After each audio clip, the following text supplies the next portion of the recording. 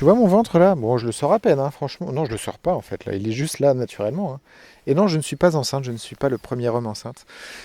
C'est simplement que j'ai une addiction au chocolat. Voilà.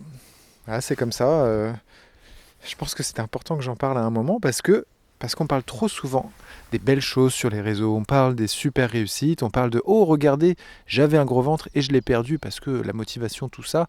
Et puis ben non, il y a aussi les personnes comme moi qui sont encore dans le bah regardez, j'ai un gros ventre mais je l'ai pas encore perdu et j'arrive pas encore à trouver la solution.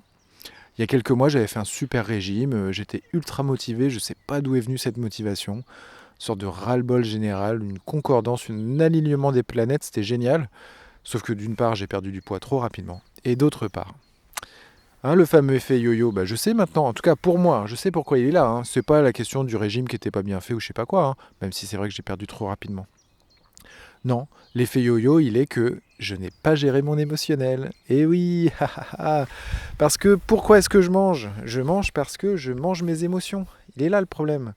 C'est pas que je mange mal ou pas, ou je sais pas comment manger équilibré. Non, je suis complètement dans l'addiction au chocolat qui me permet de me sentir bien à ce moment-là, qui me fait me sentir mal après parce que je me dis, oh là là, je suis en train de m'empoisonner, je suis en train de m'intoxiquer, qui me fait mal digérer, qui me fait un super gros ventre, qui doit me faire un taux de sucre dans le sang, je t'en parle même pas, mais qui, sur le coup, quand j'en mange et que j'arrive pas à m'arrêter, eh ben, me fait me sentir bien, me fait me sentir libre, me fait me sentir dans le contrôle. Alors que je ne le suis pas du tout dans le contrôle, c'est ça qui est dingue. Alors quelle est la solution?